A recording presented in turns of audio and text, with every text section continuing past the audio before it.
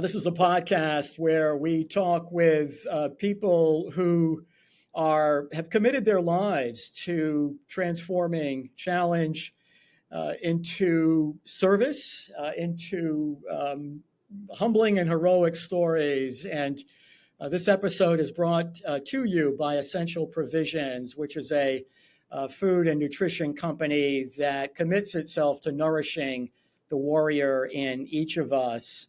My guest today is Dr. Joseph Maroon, who's a clinical professor and vice chairman and Heindel Scholar in neuroscience in the Department of Neurosurgery at the University of Pittsburgh.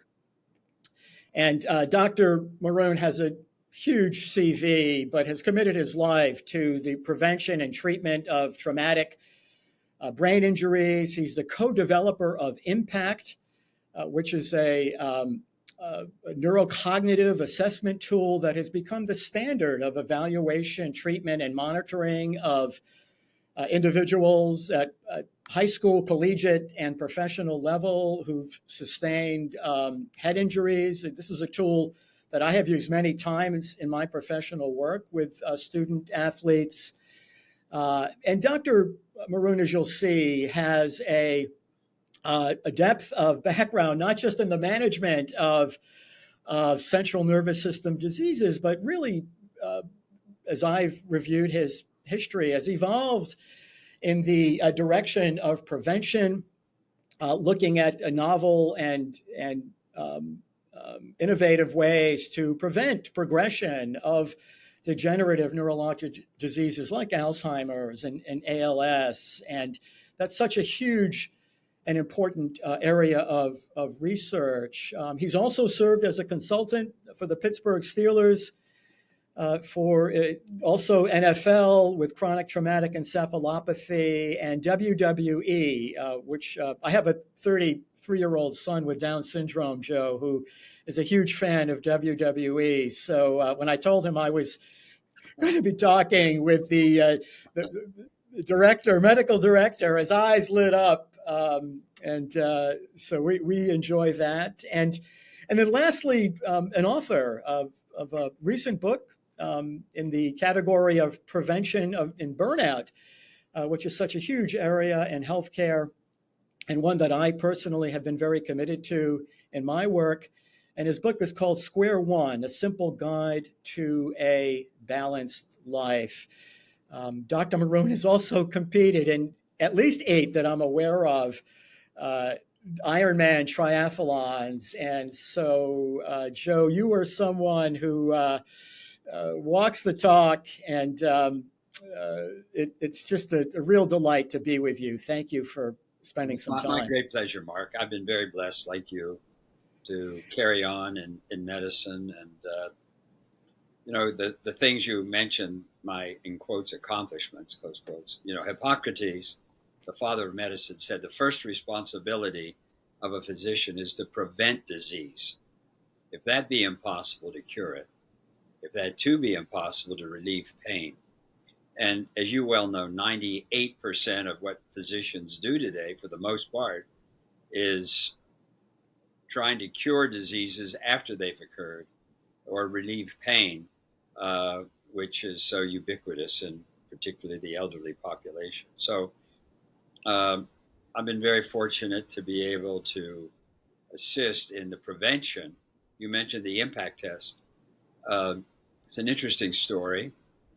I've been the team doctor for the Pittsburgh Steelers for really 40 years. I was the first neurosurgeon actually appointed by Chuck Noll, 4-time Super Bowl coach, and Dan Rooney, way back when. And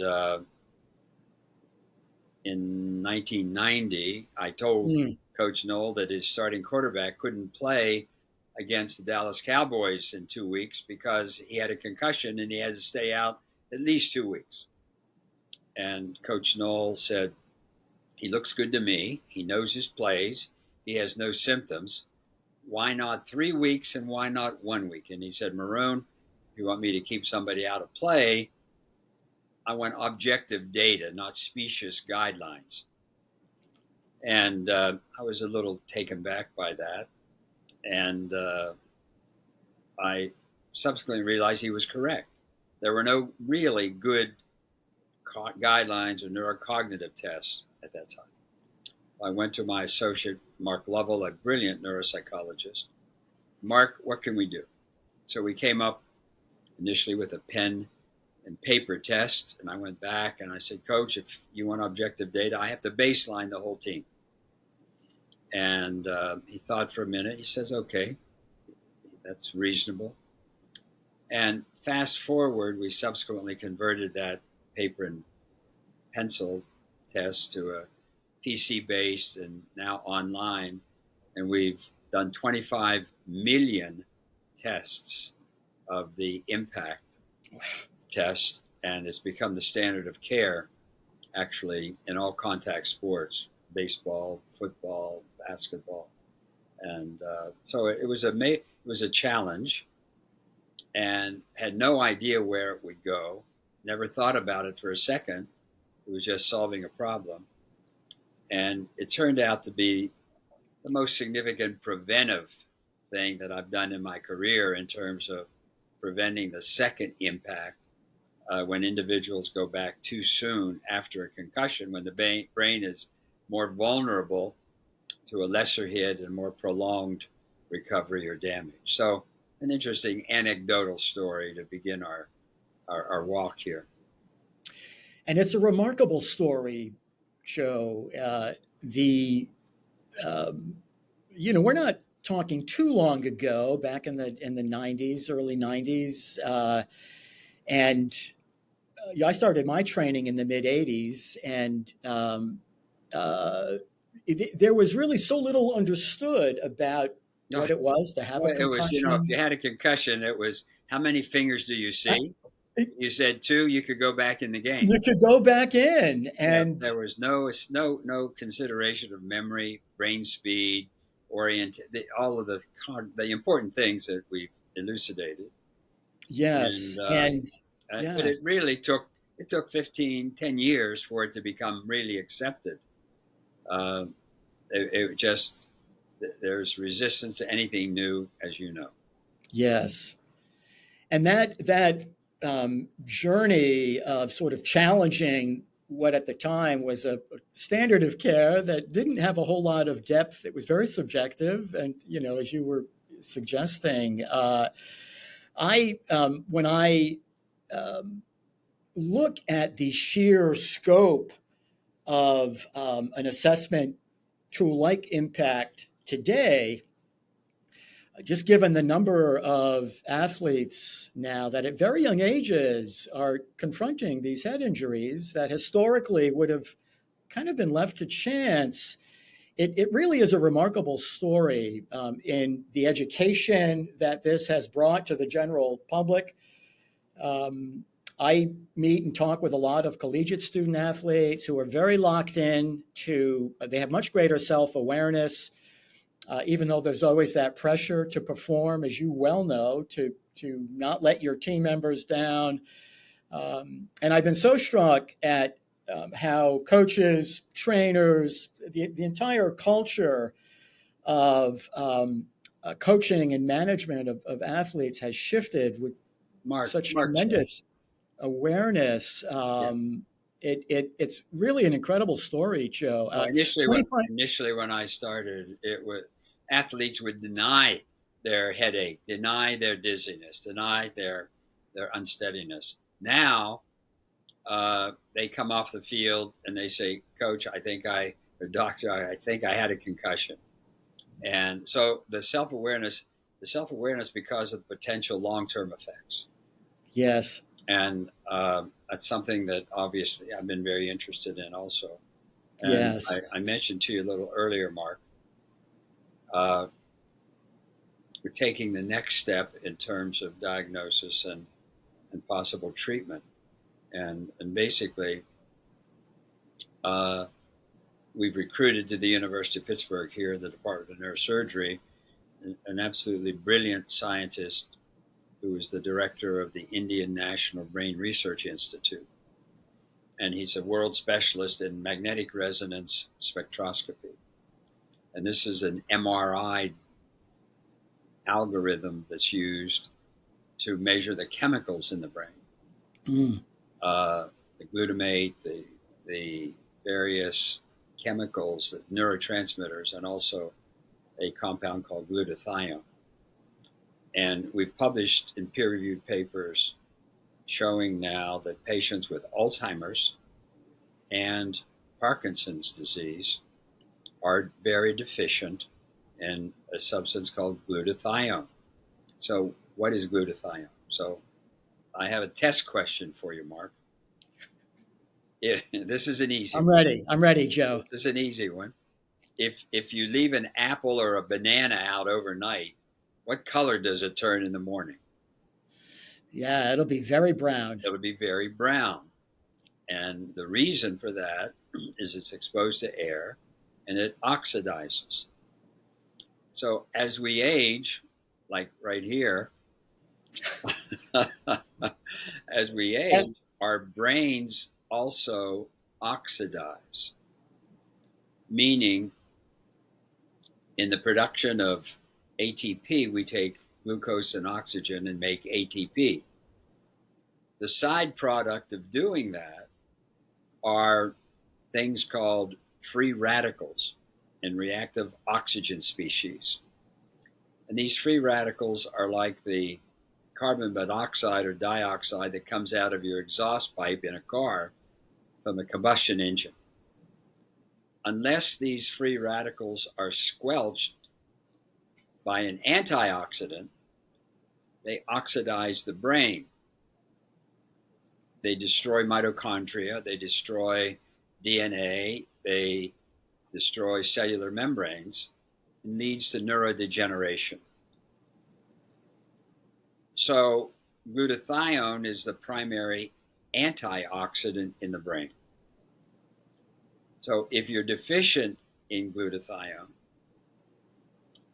your brain oxidizes and you develop neurodegenerative problems. So we also know, and you can Google oxidative stress, which is what we're talking about, oxidative stress and traumatic brain injury, and you'll see that oxidative stress is a major progenitor of damage in traumatic brain injury. Mm. What does that mean? It means that your antioxidant system gets overwhelmed by the generation of free radicals and the hypermetabolic state that develops associated with traumatic brain injury. So our hypothesis is that patients who have had repeated hits to the head, repeated head injury, like Navy SEALs, like special warfare combat crewmen. I don't know if you're familiar with these. These are the men who drive these high-speed boats 40, 50 miles an hour over waves 2 to 4 foot tall. They're constantly having wave slamming. It's called wave slamming. And it leads to, again, multiple forces that can damage the structures of the brain. So we want to examine these individuals with MR spectroscopy to see if there's a deficiency, which our hypothesis is that, and then attempt to replace it with a precursor to glutathione that is readily available and non-prescription. So it's an interesting journey over the course of several decades. And as I was talking to you earlier, I'm having more fun now, actually, than when I was operating and doing neurosurgery. So because of the implications of what we're doing and what we can do and what we hope to do. That is such a remarkable and very much upstream perspective on this huge and growing epidemic of degenerative brain diseases. And, as you said at the outset, Joe, 98% plus of what people present to their physicians with will tend to be more downstream and Yeah.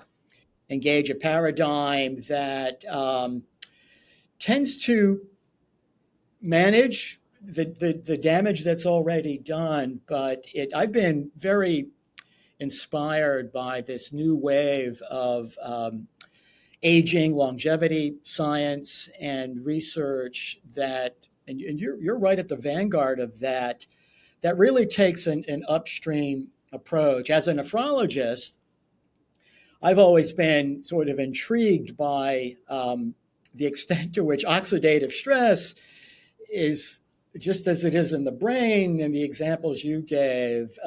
It's a metabolic passport to accelerated kidney disease, right? Diabetes, heart, all of what we would consider chronic complex diseases of 21st century continue to grow, even though our approaches to intervention have improved. And so, glutathione and oxidative stress, and having tools now that allow you to measure that is very exciting, because we know that there are nutritional and lifestyle ways to enhance our own antioxidant capacity. Well, When did that shift begin to occur for you, Joe? Mark. I mean, you mentioned a few words that I want to pick up on. You mentioned upstream and downstream.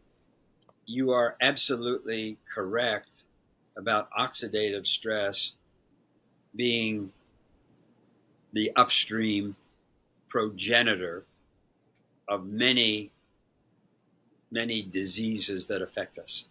And I'm particularly, because of my age, interested in Alzheimer's and neurodegenerative disease. So, as you know, drug companies, Biogen, Eli Lilly, have spent billions of dollars on developing antibodies to remove beta amyloid plaque from the brain, which clearly is neuroinflammatory and leads or is associated with neurodegenerative disease. But what causes the beta amyloid plaque? And this is where we actually have published a paper uh, stating that it's really the oxidative stress that leads to the deposition and the formation of beta amyloid plaque and neurofibrillary tangles, which are the hallmarks of Alzheimer's disease. It's Yes. the oxidative stress that leads to these problems. So spending billions of dollars on lecanemab and donanemab, which are antibodies to remove the beta amyloid plaque that works in only 29 to 30% of cases, that slows the disease, does not cure it, does not reverse it, it slows it, is associated with a 21% incidence of adverse effects in terms of brain swelling and microhemorrhages, and costs $26,000 a year and needs to be injected every 2 weeks. And it's FDA approved. So, and obviously what we're suggesting is that the attention really needs to be directed to the oxidative stress.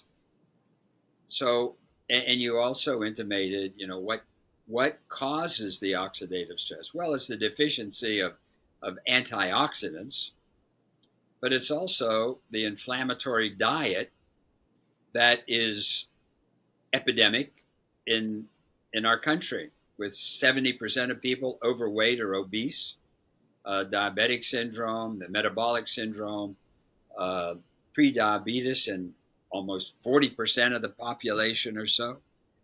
All of this leads to inflammation, and the common factor in neurodegenerative disease, cancer, arthritis, is inflammation. So how do you, and this is where you're such an expert yourself, how do you counter inflammation? How do you counter inflammation? And there's 5 ways. And this is, you mentioned my book, Square One, A Simple Guide to a Balanced Life. You know, I emphasize this in the book. Number 1 is diet. Every day, 3 to 4 times a day, what we ingest determines whether we're going to produce inflammatory or anti-inflammatory cytokines and inflammatory agents that lead to degeneration of the intima of our blood vessels or degeneration of our brain or our joints. So a Mediterranean diet, a mind diet, vegetables and grains and nuts and seeds, uh, and green leafy vegetables, fish, omega-3 fatty acids, olive oil, uh, not too much red meat, if any, a highly plant-based diet. Number 2 is exercise. And the most significant anti-aging factor is aerobic activity. It's the one thing that actually does counter aging and the most effective. Number 3 is avoiding environmental toxins, alcohol, smoking, drinking, drugs, clean air as best we can, good water. Number 4 is controlling stress. Stress is a very inflammatory factor in causing brain fog and also cardiac disease. And number 5 is sleep. When we sleep, we have we have a way of clearing the beta amyloid plaque through the lymphatic system that subserves our brain like a lymphatic system in our body. And very importantly, you know, and it's what I described in my book, Square One, we know the brain, anxiety, stress, worry, concern, can harm the body. Cardiovascular disease and irritable bowel syndrome, dermatologic problems. Very critical thing that many people don't really consciously apply is that exercise and the physical activity can cure the brain. There's a very powerful brain gut and brain body connection. And what we put into our gut affects our brain. And if we exercise or not also has a profound effect on mood, on behavior, on cognitive processing, on memory, etc., etc. So my little soliloquy. You just gave a beautiful summary of the state of the art of lifestyle medicine, Joe, and uh, it the extent to which I think in modern life, this has been my experience. People have, our ancestors, if we were to sort of go back 3, 4, 5+ generations, there would have been an inevitable sort of consumption of whole foods that were available to those individuals wherever they may have lived. Very limited burden of these new to nature molecules we would call environmental toxins. Most spent a lot of time outdoors under natural light and had these very well synchronized circadian rhythms. Um, it feels like we're a species with amnesia. In modern life, we've sort of lost touch with just sort of those fundamental principles that you lay out, and um, uh, I sort of like behavioral economics. The architecture, the choice architecture of the environments we are in, can make it harder to choose wisely, particularly if you're not sort of consciously aware. So I love what you laid out. It's such a holistic approach And when I look at research, some of the people that I look at, like Dale Bredesen, who used to be at the Buck Institute, I like a lot of the work that the Buck Institute does. The Salk Institute in La Jolla, some of the work that they're doing, and circadian rhythm. But this connection between environmental inputs, inflammation, our immune systems that have kind of lost their way, and oxidative stress, you begin to have this sort of unifying sort of understanding of why it is we're struggling so much today, and why it is that a very advanced pharmaceutical enterprise has fallen short on the promises that many, I think, Americans continue to sort of cling to, that I think are going to continue to be elusive because of the paradigm. It's not a paradigm that lends itself to all of the things that you are talking about. So it's so inspiring for me, Joe, to hear a neurosurgeon, an academic, deeply experienced neurosurgeon talking so eloquently about things I know you didn't learn in medical school. When did that shift begin to occur for you? I know you're a triathlete, and I would love to hear you expound a little bit on what motivated you to push to that extreme, and what that gave you, how that's influenced maybe the way that you think about brain health, prevention, some of which you've touched on. But it's such a metamorphosis, Joe, of what most of my neurosurgical colleagues don't really know what an anti-inflammatory lifestyle or diet is. And so how did you get there? Actually, quite a while ago, probably in the 1990s, I attended a meeting of the American Academy of Anti-Aging Medicine. And I heard David Perlmutter. David Perlmutter's now a good friend. He's a neurologist from Florida. I Speak know him about well. anti-inflammatories. He's written several very good books on the subject, but he spoke about anti-inflammatories, and it was kind of like an awakening for me. A whole new concept, how the pathogenesis of the various diseases that I was treating. And then the triathlon stuff came about in my 40s. I had a very adverse experience. My father died at age 60 of an MI, a heart attack from the anterior descending artery, the widowmaker's heart artery. And my family broke up, and I had to quit neurosurgery all the same week. It was a kind of a triple whammy life quake. And I literally could not operate anymore. And I had to leave the University of Pittsburgh, where I'm sitting right now. I was chief of neurosurgery. And my father bequeathed to my mother an old dilapidated truck stop that was heavily mortgaged. And at that time, academic neurosurgeons still weren't paid very much. And John too knows this. So I ended up going to Wheeling, West Virginia, and I literally worked in a truck stop flipping hamburgers and filling up 18-wheelers for a year, and was pathologically depressed. And one day, the banker who held the mortgage on the truck stop called me and said, "Hey, Joe, do you want to go for a run?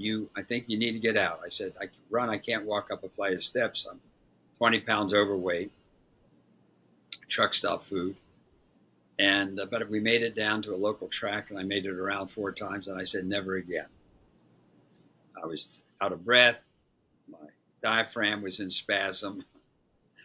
But that night, something strange happened. It was the first night I slept in about 3 or 4 months. Wow. So I went back the next day, and I did 1.25 miles. then a mile and a half, then 2, 3, 4, 5, and I I read about cross training, so I got a bike and I started to bike, and then I learned how to swim, and then I entered a small triathlon, sprint triathlon, and it was like Roger Bannister breaking the 4 minute mile when I finished it. I felt so good. So what was happening, Mark, as the unintended side effect of doing aerobic activity and the right diet, and also got back to my religious, spiritual upbringing, uh, I was resetting my neurotransmitters, my dopamine, my acetylcholine, my serotonin levels were all getting readjusted normally without pharmacogenetics and drugs. So I kept running, swimming, biking because not to boast in any way, to survive. And I was able to get back to neurosurgery, back to the university, and really the most productive part of my career. But if I hadn't taken that run around the track, I might not even be here today. So knowing how my body healed my brain, I'm working out every day to this day, 40 years later. And I eventually, my diet changed. I got into various supplements. Uh, and as I said, there are four components in our lives. There's the work, there's the family social, there's the spiritual, and there's the physical. And it's a square: work, family, spiritual, physical. And if you draw a line somewhat equivalent to how much effort you put into each one of those, it should resemble a square: family, spiritual, physical, and work. Well, mine was a straight line EKG. It was flat line, all work. There's no family, no spiritual. I neglected major parts of my life. And I was very fortunate to be able to get back into balance, so to speak. You know, the Buddhists say you have to be mindful or aware. I wasn't mindful and I wasn't aware of what I was doing. I was very successful, in quotes, but I was a mess, physically, spiritually, and in the family. So that's what the book's about, and it's a story. You know, there's a saying that every man's life is a diary in which he means to write one story, but oftentimes writes another. His humblest hour is when he compares the story as it is with what he vowed to make it. I didn't, my story wasn't to work in a truck stop the rest of my life, which is where I ended up. So it was a humbling experience to flip hamburgers, fill up 18-wheelers, and do that, and realizing that there's a second mountain, so to speak. There's a great book, actually, by Mr. Brooks, the second mountain. The first mountain we climb is the mountain of ego: approbation, validation, success. And oftentimes, like experience to me, there's a cataclysmic event that leads to a major reorientation and recognition that maybe that's not what it's all about. And the second mountain is when you realize that, like the poet Khalil Gibran said, you know, we give but little when we give of our possessions. It's when we give of ourselves that we truly give. And that's what you and I are doing now. We're giving back, so to speak. We're taking our experiences, our knowledge, sharing it with other people, and hope that the seed falls on ground that's well prepared, not amongst thorns or gravel. Mm.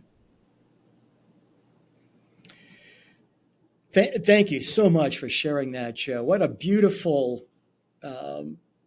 story, interesting story.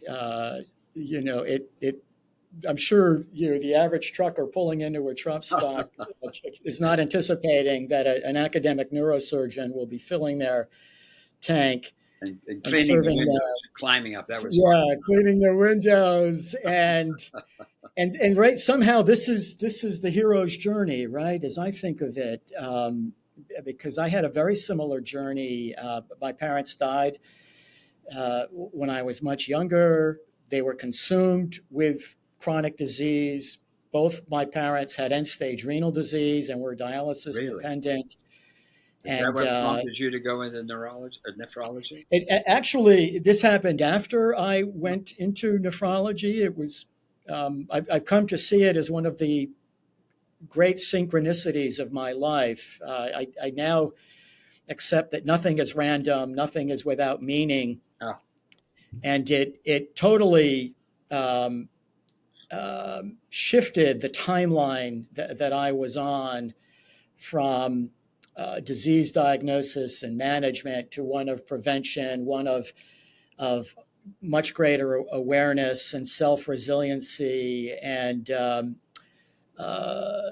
it's yeah, right. So at that critical time in your life, Joe, the outcome could have ended up very different than it has. And as you point out, and I just love this, I too am at this chapter in my life where there's such great joy in just giving, sharing, those lessons with others, and ultimately it's a story of hope. I look at emerging sciences like epigenetics and the power to literally rewrite the software that runs our biology, which is what you were doing back then, as I think about it.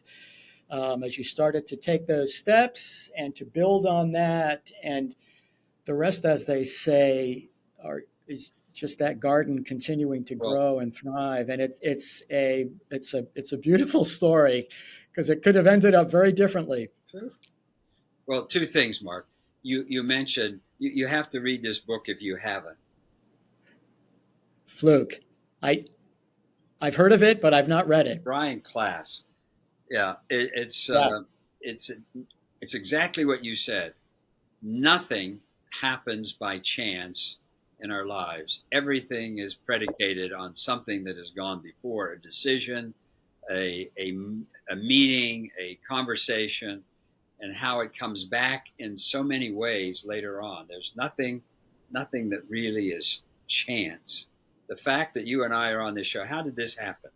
Okay, a mutual friend. How it happened is I gave a grand rounds to the Children's Hospital on success and failure.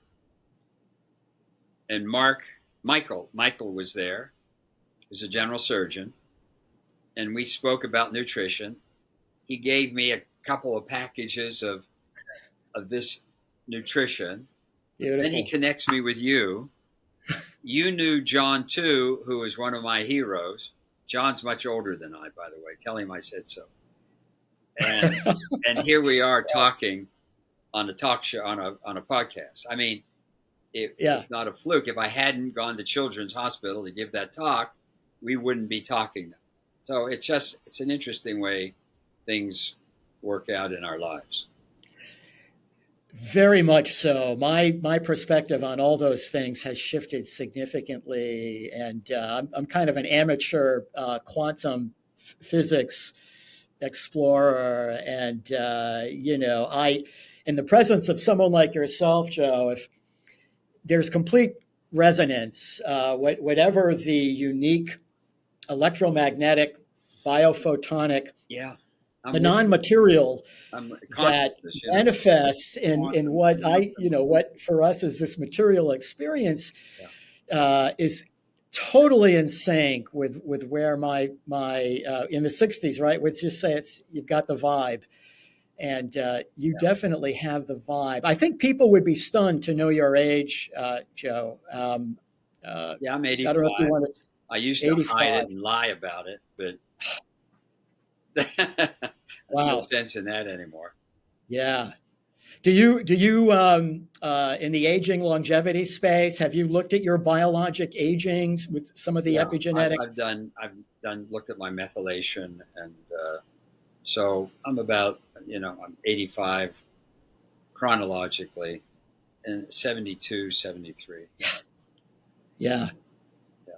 So Yeah. I mean, it's quite clear that your biologic aging is much slower, and that alone is a yes, fascinating clearly, I mean, concept. it's epigenetics, like you said, Mark. My father died at 60. I had the same body habitus, short, fat, slow, and same diet. But when he died, it really was a big shock. And then again, that run around the high school track Yeah. uh, really changed my entire life. And that's why I'm here. I wouldn't be here, clearly, if I hadn't gotten into the 5 things that I talked about: diet, exercise, avoiding environmental toxins, controlling stress, and sleep. The other Yeah. thing, maybe before we wrap up, is what happens to the brain when you perform aerobic and resistance training. So what happens is that the brain produces a molecule called BDNF, brain derived neurotropic factor. It's called the miracle grow of the brain. So what does it do? It literally creates neuronogenesis, or new brain cells, particularly in the hippocampus, which is that part of the brain that subserves memory. Number two, it increases synaptogenesis, meaning it makes new synaptic connections of the 86 billion nerve cells in our brain with the 100 trillion synaptic connections. So when you go around that track or you open the door to the gym, you're actually making new synaptic connections and new neurons.